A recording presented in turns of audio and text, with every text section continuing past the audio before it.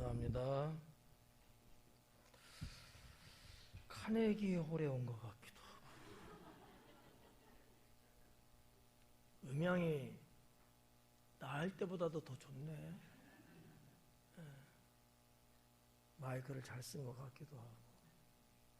방송실에서 언니가 나와서 잘해줬나.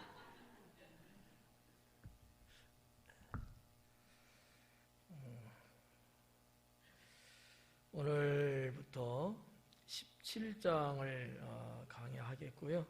오늘 10절까지인데 제목은 신앙 자세가 되겠습니다. 신앙 자세. 자세라는 거 참 중요하죠. 여러분 자세 좀 어때요? 뭘 좋아 좋기는. 꺼부동해갖고.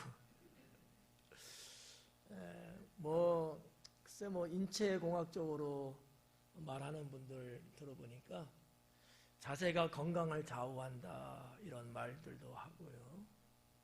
자세가 안 좋아서 소화도 잘 안 되는 그런 경우도 있고, 또 근육이 또 뭉친다든지, 또 뼈 관절 부분들이 또 겹쳐서 뭔 소리가 난대요.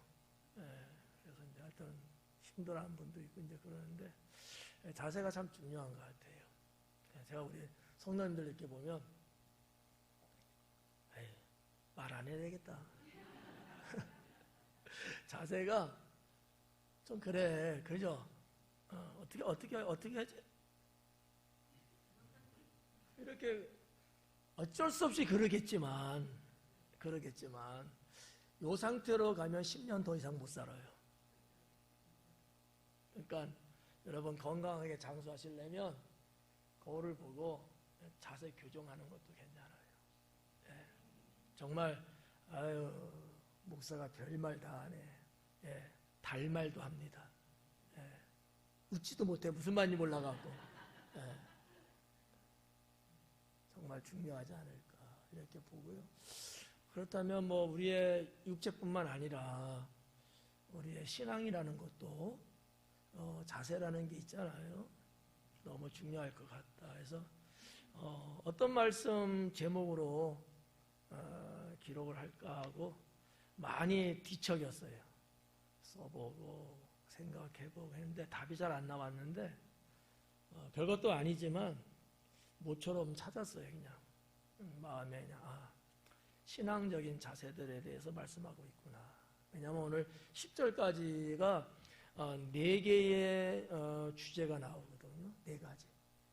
근데 4가지 주제지만 이 4가지는 물이 흐르듯이 연결해서 서로 보완하는 그러한 말씀으로 이렇게 되어 있더라고요. 그래서 그래, 신앙 자세 중요하겠다. 그래서 주제를 갖고 설교하는 건 아니지만 그냥 제목 자체에서 독립적으로 중요하게 여러분 보시고요. 오늘 1절부터 하나하나씩 풀어나가도록 하겠습니다. 4가지라고 말씀드렸잖아요. 하나는 실족에 대한 말씀이고요. 하나는 용서, 그 다음에 믿음, 그 다음에 종의 해야 할 일, 종으로서의 의무, 종으로서 해야 될 것, 이런 종의 자세에 대해서 기록을 했습니다. 자, 1절, 예수님께서 제자들에게 이르시되. 17장은 별도의 기록된 말씀은 아닌 것 같고요. 16장에 있는 말씀을 이어서 지금 내려오고 있어요.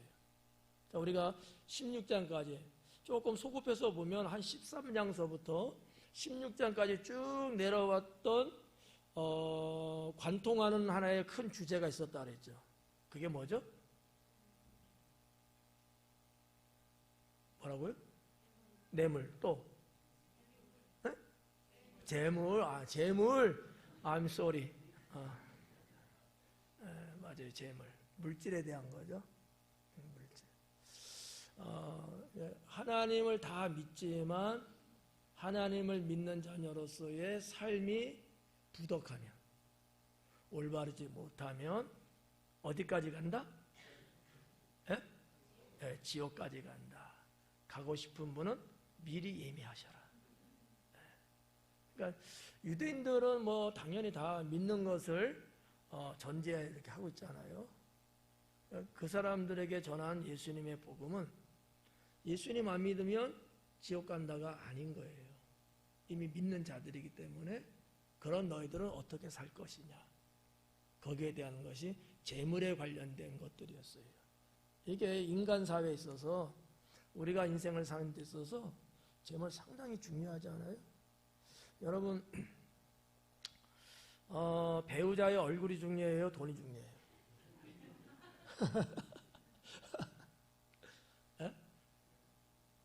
아니 하나만 거봐 이만큼 그 재물이 차지하는 비중이 엄청나다니까. 근데 우리 청년들은 이해 못해. 얼굴이지 인물이지 뭐 이렇게. 인생 더 살아봐. 돈 없으면 별거 아무 소용없어. 그러니까 사람이 태어나서 죽을 때까지요 물질과 떨어져 살 수 없다고 그래요. 태어나면 어떤 물질이 들어가요? 기저귀. 돈 들어가야 되잖아. 옛날에는 엄마가 쭈쭈 물려줬지만 요즘은 바로 우유 사갖고 해야 되니까 가난한 집에서 태어난 아이는 그 부모가 너무 가난하다 보니까 우유 살 돈이 없어서 이럴 수 있잖아요. 그러니까 태어나면서부터도 이 물질이라고 하는 것하고 아주 밀접한 관계가 있다고 하는 거예요. 그러니 태어나서도 그러는데 살아가는 과정은 어떻겠어요? 죽을 때는 어때요? 에? 많이 필요해요? 뭐 하는데? 인생 다 살았어. 인생 다 살았어. 그래서 우리 이제 부모님 세대들이 아직도 창창하신데 무슨 걱정하셨어요? 장래생 걱정 안 해요. 그 안에서도 뭐? 그렇지, 수위. 마스크한 거 보니까 비슷하다. 그래서 수위를 좋은 수위를 미리 10년, 20년 전에 이렇게 준비하고 그게 뭐라고 준비해 놓으면 걱정 없이 죽겠다 생각들 하셨고요. 그게 준비가 안 됐으면 자꾸 자식이 독촉을 막 했잖아요. 누구네 집만. 그러니까 죽는 것까지도 죽는 사람이 무슨 뭐 돈 뭐 이런 얘기는 안 해요. 내 수위는 잘 됐나 이런 거. 그러니까 제가 볼 때 태어나서 죽을 때까지 인간은 물질이라는 거하고 뗄래야 뗄 수 없는 관계 속에서 살고 있지 않느냐.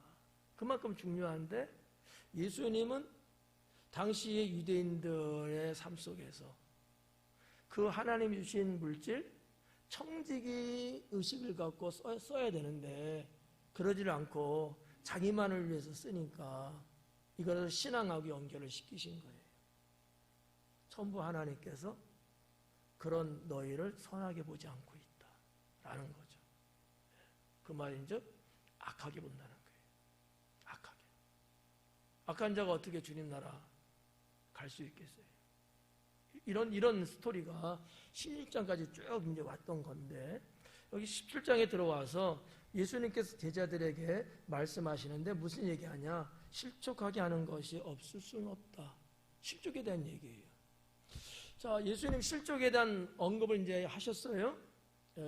그러면 우리가 상대성적으로 실족시키는 사람이 있고 실족받는 사람이 있잖아요. 그러면 이 실족하게 하는 것이 없을 수는 없대. 그러니까 원어적으로 보면 없을 수는 없다라는 그 부정의 부정을 썼어요. 없는 것은 불가능하다는 얘기예요. 원어적으로 해석을 하면. 이건 불가능해. 그러니까 누구든지 다 누군가를 실족시키는 경우들이 있다라는 얘기거든요. 여러분들은 어떠세요? 실족시켜본 적 나중에 하고 실족 받아본 적 있어요? 없어요? 있어요? 안 됐다. 많아요? 적어요? 조금만 더 올려봐. 그러면 실적 시켜본 경험은요? 다 두 가지 다 있는 거예요. 이게 인간 사회에 있다고 하는 얘기죠. 우리가 이 실족이라는 것을 상당히 가볍게 다룰 수도 있지만 무겁게 다뤄보는 것이 오히려 좀 더 좋지 않을까라는 거예요. 왜냐하면 오늘 말씀에서 주님은 실족이라는 것만 말만 꺼내놓으신 것이 아니고 그것을 조심하라 당부까지 하시거든요. 내가 이 실족에 대한 말씀을 들을 때 주님이 누구한테 하시는 말씀이다? 나에게. 실족 받지 말라는 걸까요? 실족 시키지 말라는 걸까요? 시키지 말라는 거예요. 이 포인트가 중요하다는 거죠. 포인트가. 실족시키는 사람 돼서는 안 된다라는 거예요. 이해 가시죠? 자, 실족이라는 단어가 나왔어요. 우리 지금까지 쭉 신앙생활 하면서 이야기들 해요. 옛날부터 이 실족이라는 말을 교회 안에서들 많이 썼어요. 나 실족했어. 나 실족했어. 나 상처받아서 이렇게 말하잖아. 세상에서는. 근데 교회 안에서는 나 실족했어. 이런 얘기를 해요. 이 스칸달리조라는 이 실족. 이 실족이라는 것이 조금 언어적으로 뭐냐.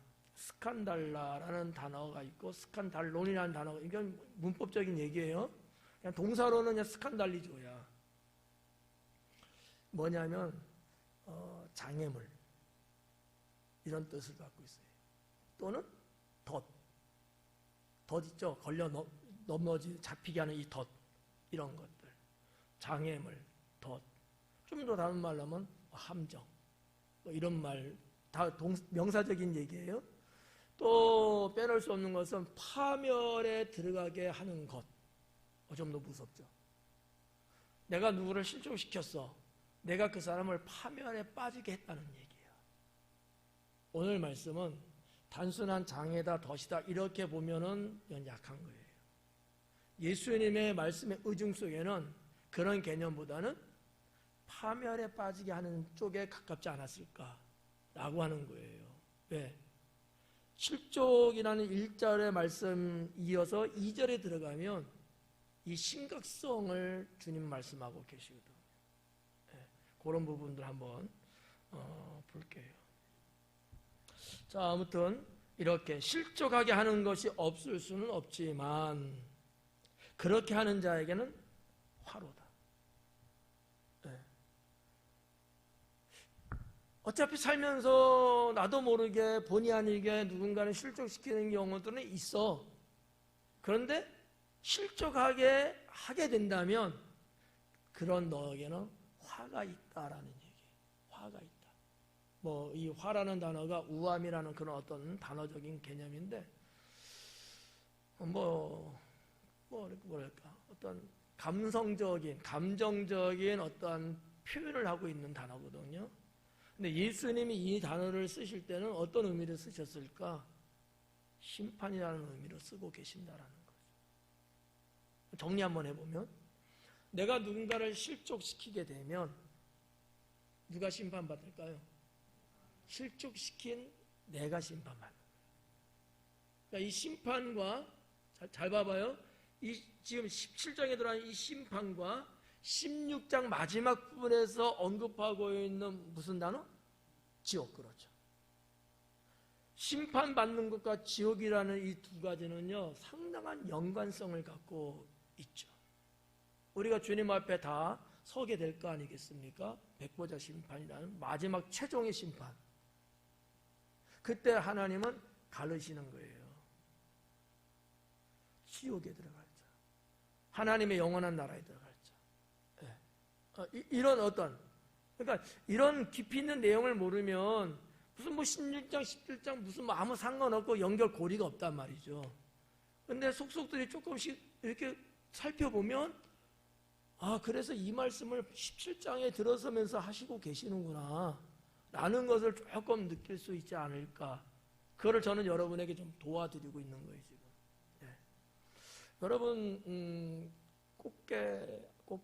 꽃게는 아니다. 무슨 게지? 홍게? 어떤 게 비싼 거예요? 대게? 대게가 비싸, 홍게가 비싸? 대게. 그러네. 대게 비싸죠. 자, 대게 드시면은 무슨 도구를 줘요? 갈고리. 안 먹어본 사람이 또 어떻게 알겠나, 뭐 또. 이거 모르는 사람은 안 먹어본 사람이야. 그러면 개 발 그 속에 있는 데가 쭉 집어서 긁어 먹잖아요. 말씀을 그렇게 드셔야 된다. 그렇게. 겉핥기식으로 말씀을 보시면 그냥 홍게를 드세요. 뭐로 비싼 대게를 드시냐고. 아셨죠? 여러분들은 지금 이 밤에 나오셔서 대게의 속살을 먹으려고 갈고리를 깊숙이 지금 집어넣고 있다 이렇게 보시면 괜찮아. 이쪽 동네 아셨죠? 네, 대게입니다. 네. 이렇게. 그러면 이 시간이 아깝잖아. 적어도 본전은 차리고 가셔야 되잖아. 그러니까 깊이 여서 빼먹으라는 거지. 그러니까 안 먹어본 사람은요, 대게 먹으러 갔는데 갈고리 안 줘도 몰라. 네, 몰라. 먹어봤어야 알지. 하나님 말씀은 똑같아요. 깊이 있는 것을 끄집어서 내 입으로 가져올 수 있어야 돼요. 네. 자, 그래서 이 화로다라는 요 심판의 의미가 1절에서 우리가 이제 보고 실족이라는 단어는 나왔습니다. 근데 2절에 보면 여전히 실족에 대한 말씀이 계속되고 있어요. 볼게요. 그가 이 작은 자 중에 하나를 실족하게 할진대. 이 당연성을 지금 말하고 있어요. 네. 이 작은 자 중에 하나를 실족하게 하게 될 텐데 이 얘기예요. 그러면 이 작은 자는 누굴까? 그냥 분량적으로 크기적으로 작다는 개념이야. 이게 이제 그 헬라어로는 미크론이라는 단어거든요. 영어로는 뭐예요? 마이크론. 이런 거. 미크론, 헬라에서 온 거예요, 영어가. 미크론이거든요. 작다는 거예요. 몸체가 작네? 뭐 이런. 분량이 작네? 이런 거 있잖아요. 이 작다고 하는 이 단어가 해당되는 대상이 누굴까? 누굴죠? 자신있게 말해봐. 어차피 틀리면 어때? 그 가난한 사람. 예를 들면 그렇다는 거지. 예죠? 네. 가난한 사람. 일반 백성들. 힘없는 자. 네. 그런 사람 있잖아요. 백 없는 사람. 그런 사람이 작은 자예요. 유대 사회에 있어서. 그러면 바리새인은 상대적으로 큰 자거든. 어떻게 좀 공감이 좀 되시나요? 네. 이 작은 자 중에 하나를 실족하게 할 것이다. 누가? 내가. 그렇죠. 큰 자가 그렇게 한다는 거예요. 바리새인 너희들이 그렇게 하고 있다는 얘기예요. 근데 이것을 오늘날 우리가 응용한다면 누가 한다? 내가 하고 있다라는 얘기지. 내가 하고 있다. 하지 않을 수 있게 축원합니다. 이런 거를 여러분이 깔풀에 집어여서 패 드시라는 거죠. 아니 말이 좀 이상하다. 빼 드시라는 거죠. 이 작은 자 중에 하나 실족하게 할 텐데 차라리 연자 맷돌이 그 목에 매어 바다에 던져지는 것이 낫다. 예수님이 핵폭탄 같은 말씀을 하십니다. 다시 한번 구성해봐요. 이 작은 자 중 하나가 실족하게 되는데, 자, 그의 목에 연자 맷돌을 메고 바다의 물에 빠져 죽는 게 낫다. 이 얘기거든요. 무슨 얘기냐면 한 아이, 힘없고 연약하고 뭐 어린아이도 상관없어요. 그러한 자가 실족하는 것과 그 자를 실족시키는 자가 있을 거 아닙니까? 실족시키는 게 너무나 큰 거야. 실족받는 사람이 너무 큰 거야. 무거운 거야. 그래서 뭐라고 말하냐면 실족시키는 네가 차라리 실족시키기 전에 죽는 게 낫다. 라는 말씀이거든. 어떻게 구별 가시? 그러면 예수님은 뭘 더 큰 데미지로 보는 거예요? 실족 받는다는 게 그만큼 죽음보다 더 무섭다는 거야. 내가 조금 있다가 누군가를 실족시킬 것 같아. 그 대상이 누구야? 구건사님이야. 그러면 몇 분 더 살고 실족시키는 나요? 실족시키기 전에 내가 그냥 죽는 게 나요? 아니 평소에는 큰 소리도 안 하다가 왜 이럴 때는 큰 소리 무슨 말인지 이해 가시죠?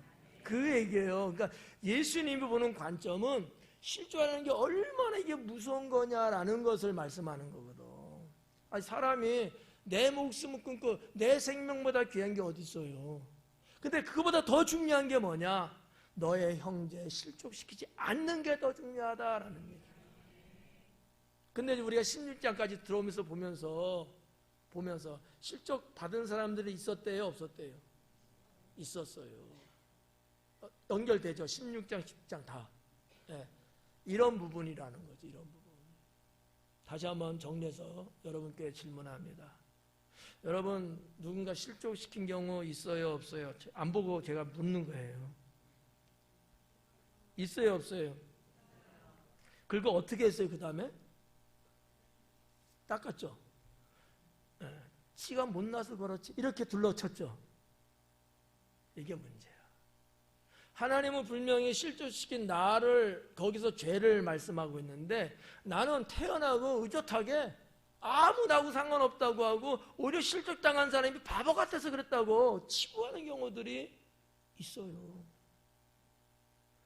죄에 죄를 더 짓는 거야. 여러분 같으면 어때요?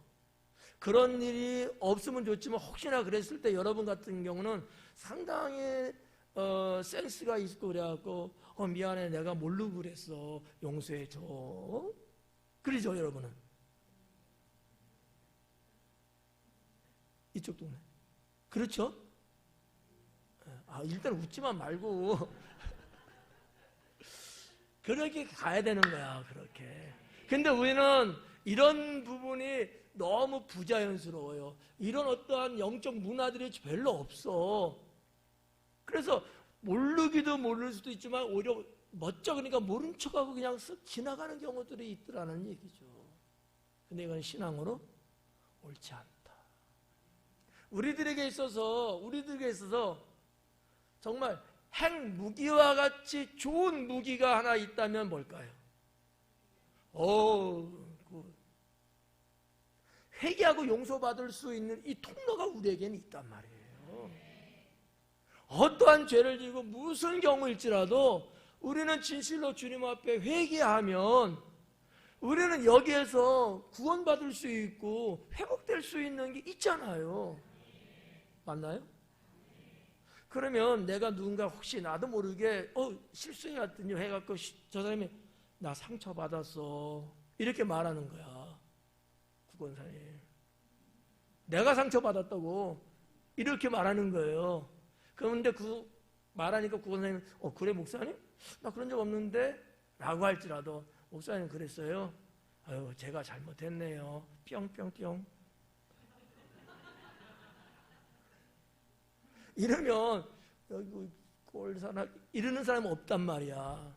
그냥 슬쩍 예능감 갖고 그냥 넘어가잖아요. 그 자체가 용서가 돼버린 것 같은 거야. 이런 테크닉들이 별로 없는 거지. 그러니까 그냥 넘어가. 아이 통과 이런 식으로. 근데 이게요 쌓여요. 이게 영혼에 쌓입니다. 나중에 분리수거하려도 안 돼. 이게 정리가 안 돼. 딱딱하게 굳어버려가지고. 네. 이 관계가 비단 교회 안에서냐? 아니에요. 가정 안에서도 부모 자식 부부 사이에서도 있는 것들이거든. 사랑하지 않는 건 아니고 좋지 않은 것도 아닌데 어딘가 모르게 굳어져 있는 우리들의 심령. 이런 부분들 있다고 볼 수 있습니다. 그래서 여기 2절에서 차라리 연자맷돌이 그 목에 매어서 바다에 빠져 죽는 게 낫다. 그러니 실족 안 시키는 게 최고죠. 그래서 뭐라고 주님이 말씀하시느냐, 그 방법을 3절이에요. 3절. 1, 2절은 실족에 대한 말씀이에요. 3절로 들어가면 용서에 대한 말씀을 하셔요. 근데 그 용서 이전에 브릿지 같은, 다리 같은 말씀을 했는데 그게 뭐냐, 3절 앞부분이에요. 뭐라고 그랬어요? 그렇지. 너희는 스스로 조심하라. 이 너희는 스스로 조심하라는 이 단어, 이 문장이 뒤에 나오는 용서에 대한 것에 붙었다기보다도 1절, 2절 실족에 대한 부분들. 자, 제가 우리 이병철 장로님을 뭐 어떻게 할까 보니까 끄떡끄떡거린다. 좀 이렇게 실족했대요. 근데 내가 이제 이 부분에 있어서 실족시키면 안 되는 거니까 조심해야 된다는 거예요. 그러면 하다못해 뭐 한 10번 그냥 했던 건데, 조심하고 경계하고 뭐 이러다 보면 10번이 아니고 한 5번 정도 끝날 수도 있고 이제 이러지 않겠습니까? 예수님이 그걸 지금 말씀하는 거예요. 왜? 인간으로서 실족 안 시키며 평생 사는 사람은 없어요. 헬라 원어적으로 불가능이라는 말이 있거든요. 그럼 어떻게 해? 최대한으로 조심하는 방법밖에 없는 거죠. 조심해야 된다는 거예요. 그래서 너희는 스스로 조심해라. 그리고 뭐라 그래? 만일이에요. 예를 드는 거야. 가정법이죠. 만일 형제가 죄를 범하거든 경고하고 회개하든 용서해라. 자, 요 대목을 한번 봐봐요. 너의 형제가 죄를 범하거든 경고해라. 경고하라고 이제 번역됐어요. 경고하라는 말도 되고요. 우리 좀 더 한국적으로 풀어서 보면 무슨냐? 혼내줘라. 혼내줘라. 책망 같이 좀 야단 좀 쳐라. 뭐하면? 범죄하면. 죄를 지을 때 그냥 모른 척하고 그러지 말고 야단 쳐줘라. 왜 이게 필요하죠? 왜 죄진 자에게 왜 혼내주고 왜 경고하고 왜 야단 쳐야 되죠? 아니지. 그래야 그 죄에서 벗어날 수 있으니까. 그죠? 제가 예배 묵상 기도할 때 성경 시편 말씀을 제가 읽었어요. 제가 다시 한번 봐드릴까? 주의 종이 이것으로 경고를 받고, 주의 종이 경고 받았다는 거예요. 받았는데 이것을 지킴으로. 경고 받았어. 뭔지 모르지만 경고를 받고 나서 그래? 뭐 이게 내가 잘못된 거네? 그래서 그거를 지키는 거예요. 그러면 상이 크다. 이 말씀하고 17장에 지금 나오는 말씀하고 연결돼요. 그래서 제가 예배 묵상 말씀으로 읽은 거예요. 괜히 있는 거 아니거든. 이해가죠? 누군가 범죄하고 잘못된 길로 갈 때에 못 본 척하고 그냥 나 몰라라 그럴 게 아니라 우리들은 주의 선한 마음을 갖고 그거를 혼내주든지 훈계를 하든지 말을 해줘야 된다는 거예요. 어떻게 이제 하시면 되겠죠? 그러면 이제 그 죄를 져서 이렇게 혼났어. 이 사람은 어떻게 돼요? 하나님 앞에 설 수 있는 기회를 얻었다고 생각하는 거예요. 얻었다. 여러분 뭐 말씀이 연관될는지 모르겠습니다만 성경에 이런 말씀이 있죠. 고난이 내게 유익이라. 하나님은 사랑하는 사람일수록, 하나님은 잘되기를 원하는 사람일수록 하나님은 때로는 환난도 주고요, 때로는 고통도 받게 합니다. 그래야지만이 더 단단한 사람이 될 수 있으니까. 사람의 생각은 정반대일 수 있어요. 그럴수록 더 품에 안고 아끼고 그냥 애지중지하고 막 이런다고 생각하잖아요.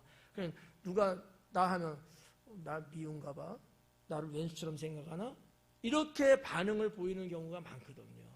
성경은 그렇게 말씀하지 않아요. 네가 고난을 당한다든지 환난을 당한다든지 뭔가 인생에 그런 어떤 것들이 있다는 얘기는 네가 하나님 앞에 새로운 사람이 될 수 있는 기회를 얻었다고 봐야 된다는 거예요. 상당히 역설적이죠. 그게 신앙이에요. 그래서 오늘 여기 있는 말씀도 죄를 범하거든 경고해줘라. 자녀들이 혹시나 부모님 볼 때 아닌 길로 가든지 뭔가를 선택하면 부모님 여러분들은 어떠세요? 지가 알아서 할 거야. 그래요? 지복은 지가 타고나는 거지 뭐. 이게 다 우리 한국 옛날 분들이 다 하던 얘기들이에요. 근데 아니에요. 그 자식은요, 범죄자의 속으로 들어갑니다. 너무 놔둬버리면 이게 익숙해져요. 습관화되고요. 그게 그 사람의 문화가 돼버려요. 못 고칩니다. 습관 고치기도 어렵잖아요. 그보다 더 무서운 게 문화입니다. 죄악의 문화.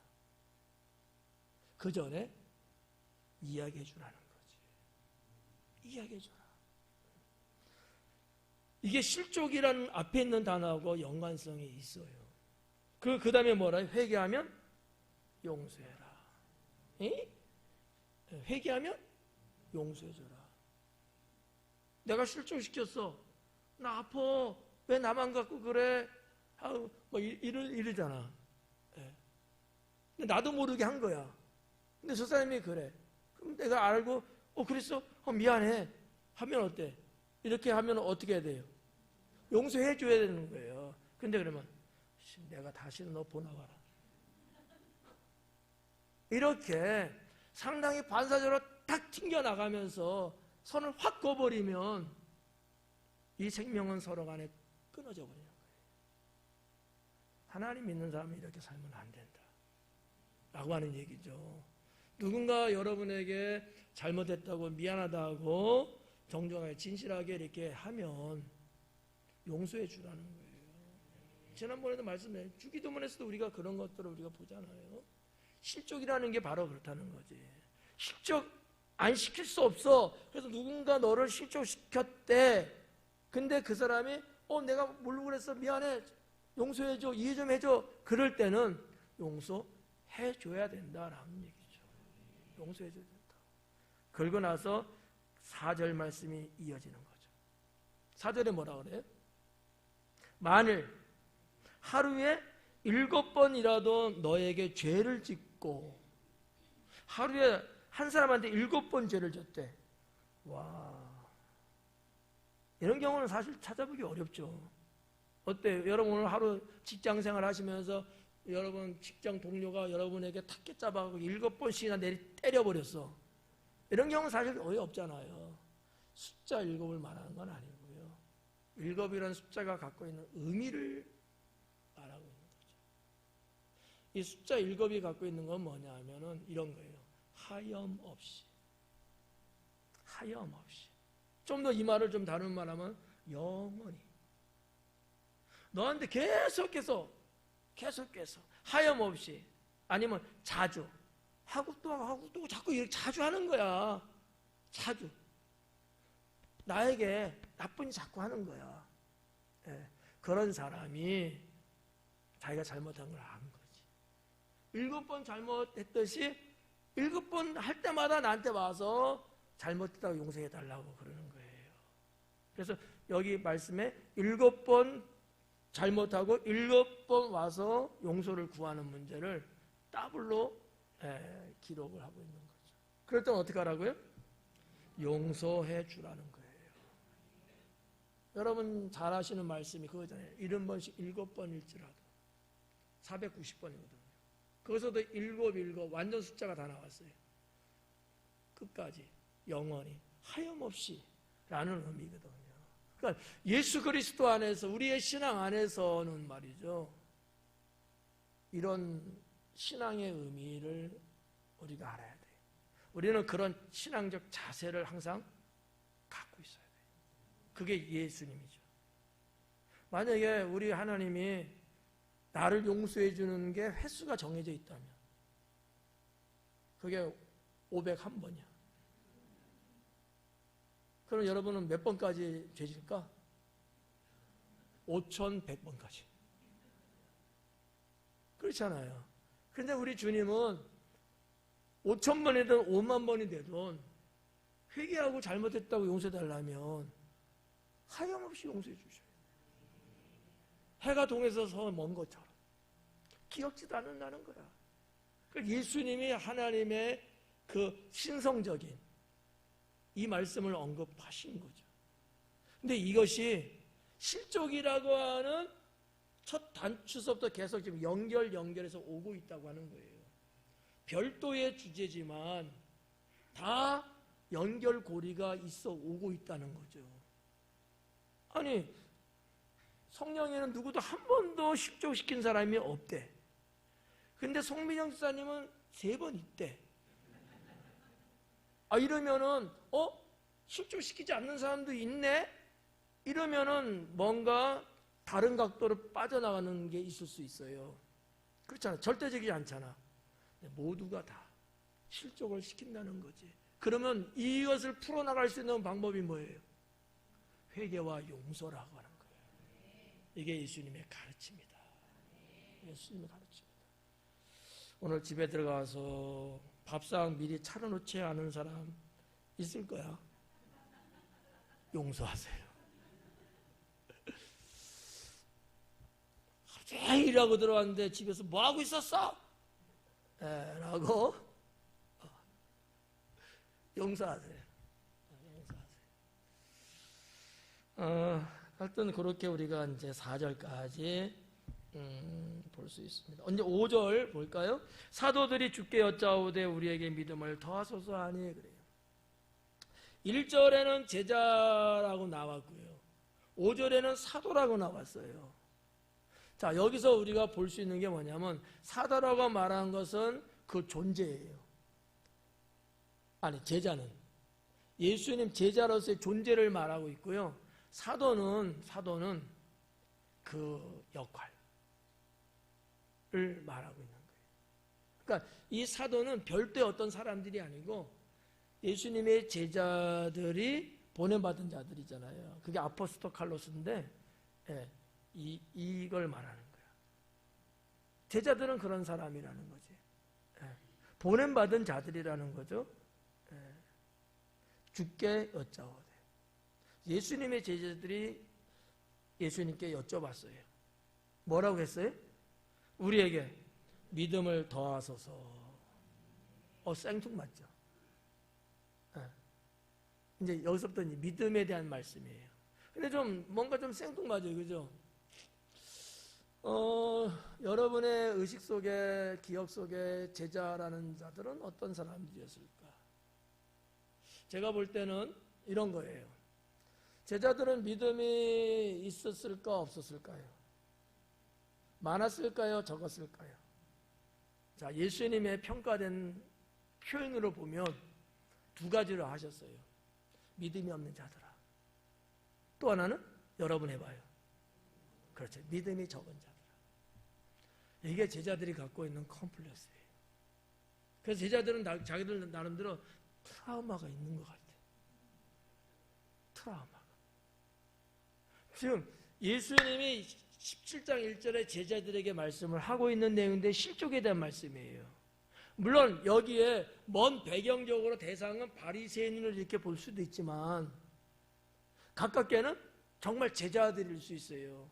아니, 예수님이 코앞에 있는 우리한테 이야기하니까 콧바람이 다 여기 올 정도로 가까이 있는데 누구한테 한다고 생각하겠어요? 우리한테 하시는구나. 그런데 실족시키면 안 된대. 그러려면 조심해야 되는데 만약에 잘못했다고 하면 용서해 주래. 이렇게 이제 받아들이는 거예요. 이렇게 받아들이는 거야. 근데 제자들이 가만히 보면서 뭔가 조금 뜨끔뜨끔했나 봐요. 뜨끔뜨끔했나. 예수님이 말씀하시는 내용으로 볼 때 좀 곁길로 좀 뭔가 이렇게 좀 흩어지는 본인들의 모습, 그런 어떤 신앙의 영적 상태. 그러니까 가뜩이나 트라우마가 있거든. 무슨 뭐 무리를 걷지 않는다고 풍랑 속에서 아우성거렸다고 믿음이 있네 없네. 예수님 그럴 때마다 좀 그렇잖아요. 나 딴에는 한다고 했는데 예수님이 보는 관점에서는 적어 보였나 봐. 여러분 베사다 들녘에 오병이어 기적, 소년이 갖고 있는 거 가져왔잖아요. 그거 갖고 여기 있는 사람을 다 먹이려면 얼마의 돈이 필요해. 또 이렇게 계산했더만 믿음이 없대. 아이고 참나 이거. 그러니까 제자들의 입장에서는 그래도 우리가 명색이 예수님 믿겠다고 따라다닌다고 하면서 다 버리고 왔는데 우리한테 돌아오는 건 그런 말밖에 없는 거야. 이번에도 보니까 마치 우리를 향해서 하는 말들 같아요. 그러니까 제자들이 하는 얘기예요. 제가 한 건 아니죠. 우리에게 믿음을 더하소서. 우리에게 믿음을 더하소서 그래요. 이 더하소서라는 단어 말이 프로스테스라는 단어로 되어 있거든요. 프로스테스. 이게 무슨 뜻이냐면 기존에 있는 것에 더 얹어라는 거야. 지금 내가 한 100g 정도 갖고 있어. 그러면 100g을 그 100g 위에다 더 얹어달라는 그런 의미거든요. 아무것도 없는 상태에서 달라 이게 아니고, 우리가 믿음이 요만큼은 있는데 요거 갖고는 예수님 마음에 들지도 않고 매번 우리는 조마조마해요. 그러니까 좀 왕창 좀 주세요. 이런 것처럼. 그런 어떤 의미거든요. 여러분이 제자 한번 입장에 가봐요. 다 그럴 것 같아. 저도 그러거든요. 그랬더니 예수님 뭐라 그래? 주께서 이르시되 너희에게 겨자씨 하나일 만한 믿음이 있었더라면. 봐.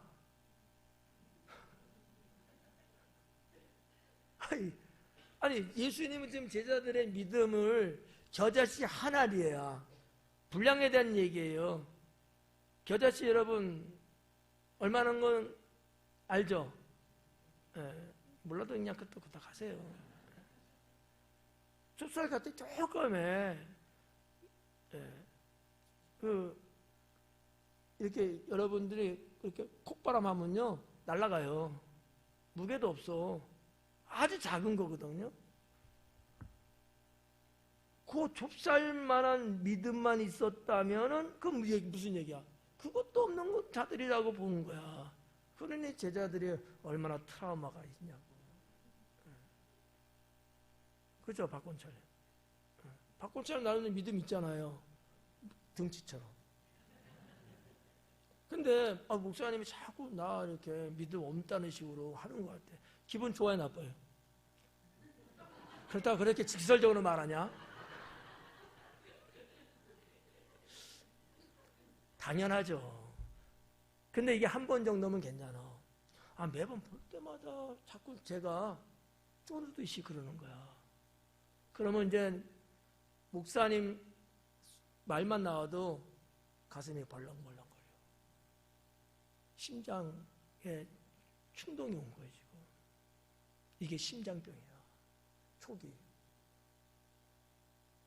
진짜는 아니죠? 이건 안 겪어본 사람 몰라요. 안 겪어본 사람. 그냥 이름만 들어도요, 가슴이 벌렁벌렁 숨이 막 차. 이름만. 생각하면 죽을 것 같아. 죽을 것 같아. 여러분, 그래요, 안 그래요? 안 그러죠? 감사해야 돼. 건강하다는 얘기예요. 건강하다. 제가 스트레스 안 주잖아. 제자들은 근데 그렇더라는 거지. 얼마나 마음이 아프겠어요. 그래서 겨자씨 하나일 만한 믿음이 있었더라면 이 뽕나무더러 뿌리가 뽑혀라 하면 뽑히고요. 바다에 심어져라 한번 심어졌대요. 아멘도 안 하고 물도 안 주고 도대체 오늘 왜 이러는 거야? 물 어디 있어요, 어디? 없는데? 뭐 서로 얼굴 쳐다보면 나와요? 자.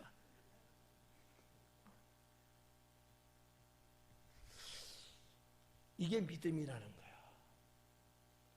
크기, 분량은 겨자씨 한 알만큼인데 크기가 그럴지라도 믿음이 있다면 된다 안 된다?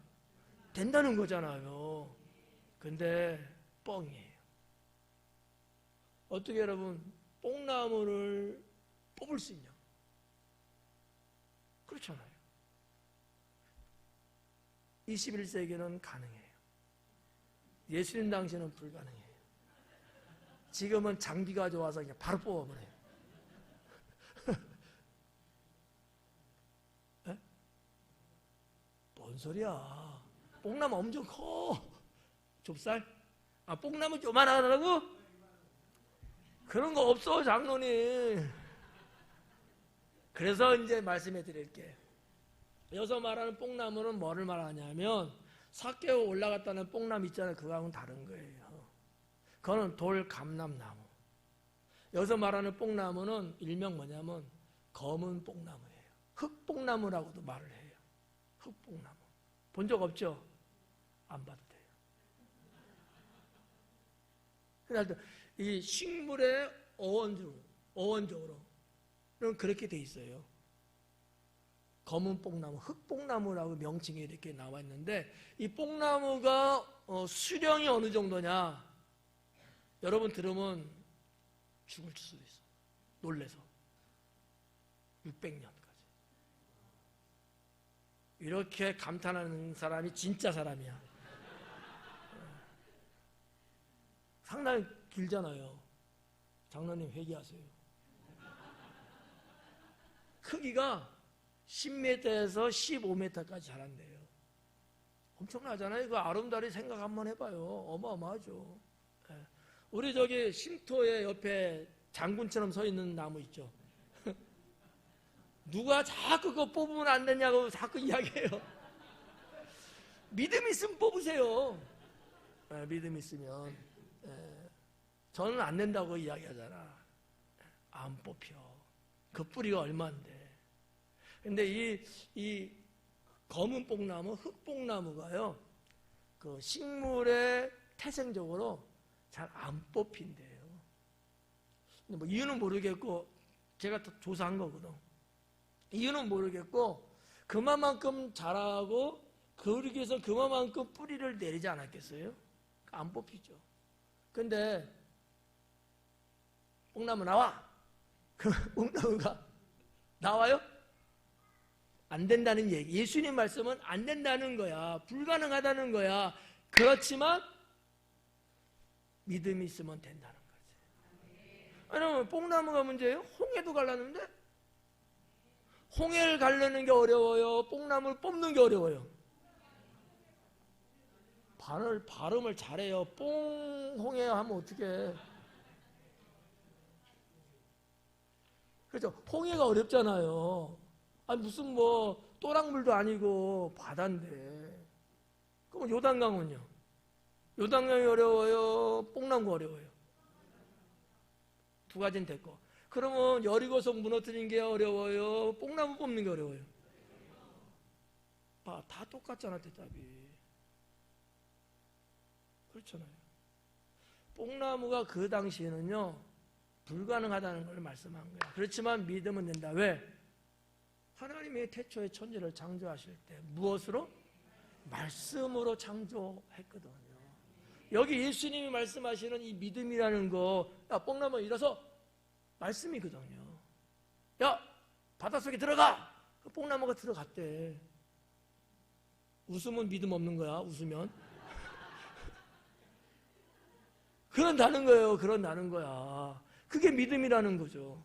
그게 믿음이다. 사람의 생각이나 인간적인 방법으로는 웃기고 있네. 그렇잖아요. 근데 우리들은 믿는 거예요. 여러분 중에서 성경에 기록된 말씀을 안 믿는 사람 있어요? 지금 나가세요. 그냥. 없잖아요. 믿음이 있으신 거야. 예. 그러면 겨자씨만하다 커요, 작아요? 자신이 없는데? 커요, 작아요? 당연하죠. 당연하죠. 그런 여러분이 왜 용서 안 해주냐라는 거지. 왜 용서 안 해주냐? 왜 누구를 실족시키냐 이거예요. 그렇게 믿음으로 산다는 너희가 왜 누구를 실족시키냐? 왜 누구의 마음에 멍이 들게끔 하냐는 거지. 그렇죠? 하나님이 원하는 건 아니잖아요. 죄악의 모습이거든요.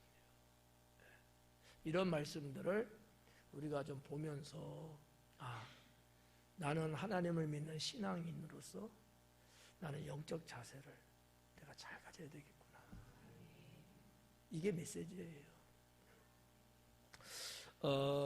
그리고 이제 여기 보니까 그렇잖아요. 그것이 너에게 순종하였으리라. 7절에 네 번째 말씀이에요. 실족, 용서, 믿음 다 했고요. 마지막 네 번째.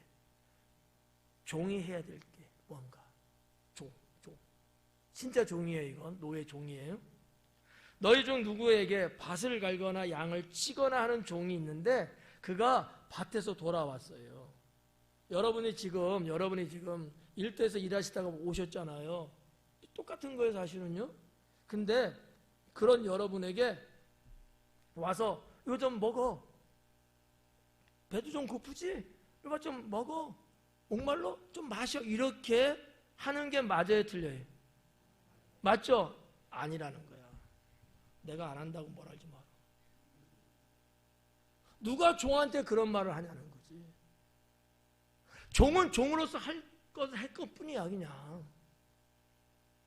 근데 우리들은 말 안 해주면 서운하잖아. 그죠? 서운하죠? 안 서운해요? 제가 이제 막 해도 돼요, 그렇게? 서운하죠? 아니, 인간적으로 좀 서운하잖아. 물론 여러분의 믿음이 두터워서 그냥 뭐 별 문제 없지. 나도 아는데 때로는 내 상태에 따라서 조금 서운한 생각이 생기죠? 생긴다고. 그런데 예수님 말씀은 서운한 생각이 든다는 것을 인정하는 말씀이 아니고 너는 종이라는 거지. 너는 밖에서 나가서 일하는 게 너의 일이야. 네 할 일을 네가 했는데 무슨 대접을 받으려고 하냐. 이 얘기야. 21세기에는 아니에요. 2000년 전 그 시대의 유대 사회의 그 정서, 문화와 흐름이 그렇다는 거지. 이거 여러분 구분하셔야 돼요. 예.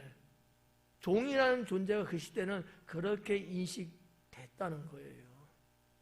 그래서 8절에 보니까 도리어 너더러 내 먹을 것을 준비하고 띠를 띠고 내가 먹고 마시는 동안에 수종 들고 그 다음에 맨 마지막에 너 먹어. 그런 거야. 아까 제가 그랬잖아. 일 실컷 하고 들어왔는데 좀 쉬어. 여보 피곤하지? 힘들었지? 얼마나 어려웠어? 그리고 이렇게 따뜻하게 해주는데 들어오자마자 여보 설거지 해야지? 이러는 거야. 우리 남자가 죄인이지 뭐. 바꿔서도 마찬가지야. 바꿔서. 그죠? 남자가 일하고 들어왔는데 보자마자 여보 저거 망치 좀 하고 저거 좀 치워 이러는 거야. 쓰레기 좀 갖다 좀 버리시고 이러는 거야. 집에 있는 사람이. 난 누군지 알아. 근데 예수님 말씀 뭐예요? 그렇게 말하지만 당연하다는 거야. 당연하다. 종이니까. 여기 그 얘기예요. 먹고 마시는 동안 수종들래. 나는 주인이야. 너가 상철이고 난 먹어. 그때 기다리고 있어. 대기하고 있어. 다 먹고 난 다음에 그 다음에 너 먹어. 이렇게 말한다고 해서 그게 뭐가 잘못된 거냐. 제가 하는 얘기는 아닙니다. 2000년 전 유대 사회 그 시대 그랬다는 얘기예요. 근데 사실 뭐 우리나라도 뭐 글쎄 뭐 제 생각에는 한 100년 전 이야기일까요? 우리 어머니들이 많이들 그랬잖아요. 정말 때로는 밭일도 하시고 뭐 이렇게 하시고 왔는데 밥상 차려갖고 식구들 다 먹이고 남편 다 챙겨주고 했는데 같이 못 드셨잖아. 우리 집은 먹었어, 우리 엄마는. 근데 우리 어머니들의 모습이 그때는 그랬단 말이에요.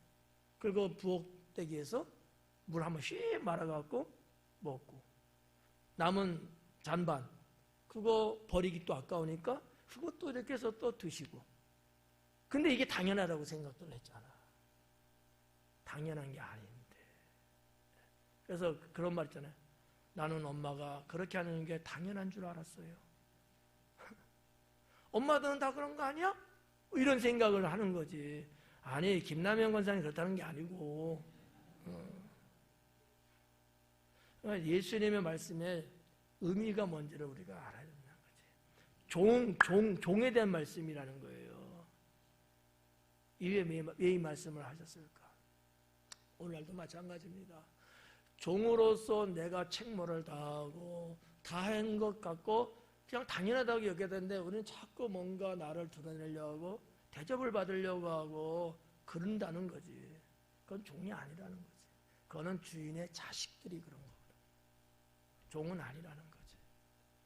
예수님도 언제나 사역하시더라도 그런 대접 받으려고 하지 않았다는 거지. 하나님의 종으로 메시아로 이 땅에 오셨잖아요. 하루 종일 사역하시잖아요.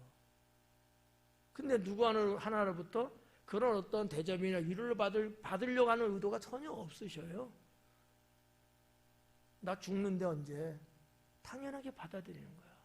당연하게. 이런 어떤 종의 자세 우리가 배워야 된다. 아멘 해도 괜찮아요. 그런데 그래서 제가 여러분에게 이렇게 혹독하게 말할까요? 안에 나는 사람이 좋아서. 그렇지만 내가 종이라고 여겼을 때는 그런 자세를 가져야 된다는 거죠. 그렇게 생각하고 있는데 불구하고 뭐 여러분들이 뭐 목사님 수고하셨어요. 아니면 뭐 장로님 수고하셨어요. 권사님 수고하셨어. 이렇게 말 한마디 해주면 감사하고 안 해도 상처가 없어. 실족이 안 돼. 속상하지 않아. 그렇게 알고 있었으니까. 그게 실족의 개념이라는 거지. 종이 무슨 실족을 하냐고. 종은 그런 거 아니에요. 그러니까 우리는 다 그런 종의 개념으로 예수님이 이제 말씀하고 계시는 건데 10절 봐봐요. 9절에 명한 대로 하였다고 주인이 명령한 대로 했다고 종에게 주인이 감사하겠느냐? 여러분 어때요? 여러분의 자녀들 뭐 신부름 시켜서 애들이 했어. 그러면 여러분이 애들한테 감사하다고 해요, 안 해요? 해요? 인간 됐네. 안 하는 부모도 많아. 당연하게 보는 거야. 당연하게. 산지 어때? 아빠가 고마워 그래? 왜 쳐다보고 말했는데?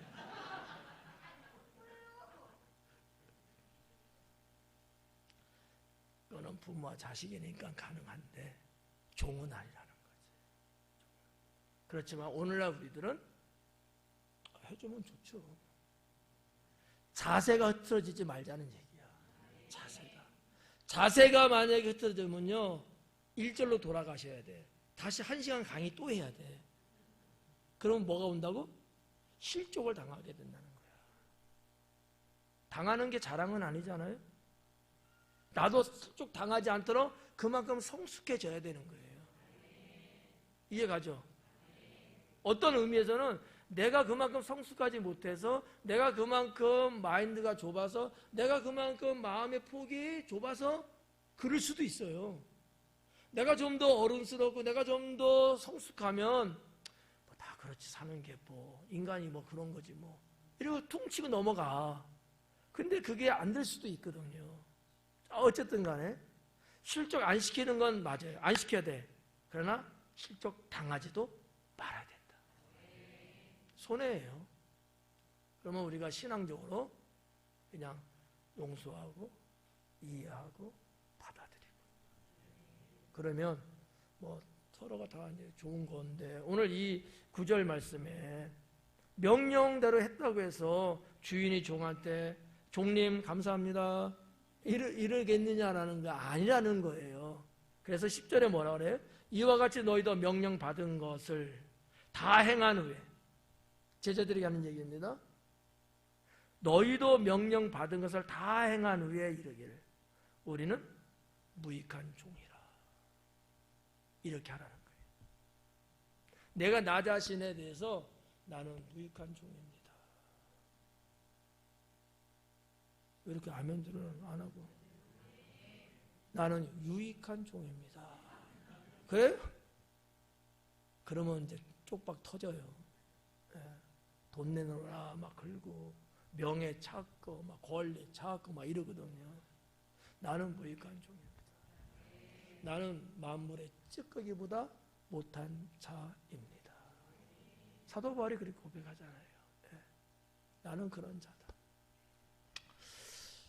그럼에도 불구하고 주님이 나를 일꾼으로 세워주시고 주님 안에 살아갈 수 있도록 해주심에 대해서는 우리가 어떻게 된다?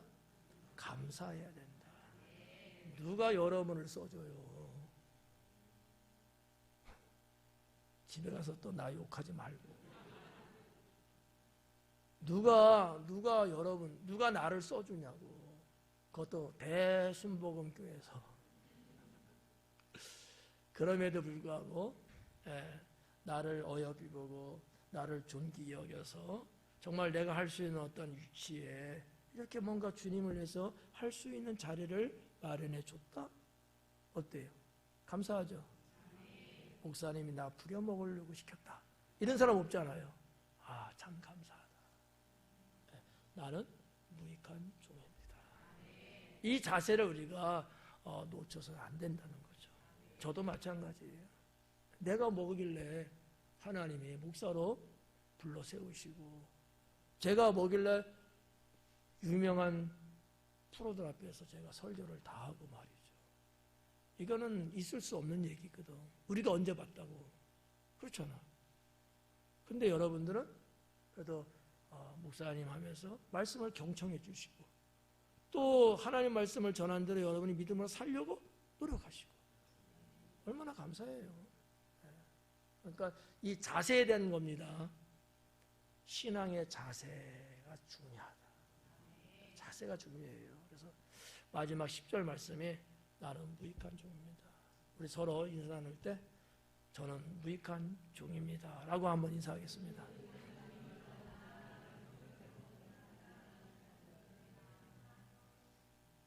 바보들만 모인 것 같아요. 그래서 오늘 10절까지 이제 봤고요. 그래서 요 네 가지의 주제인데 별도가 아니고 연결이 앞부분 성경서부터 계속 지금 오고 있다. 요 정도만 그냥 여러분이 알고 계셔도, 여러분 혼자서 성경 읽어도 다시 또 생각이 나시고, 그래서 리바이벌이 될 수 있으니까 좋을 것 같아요. 기도하겠습니다.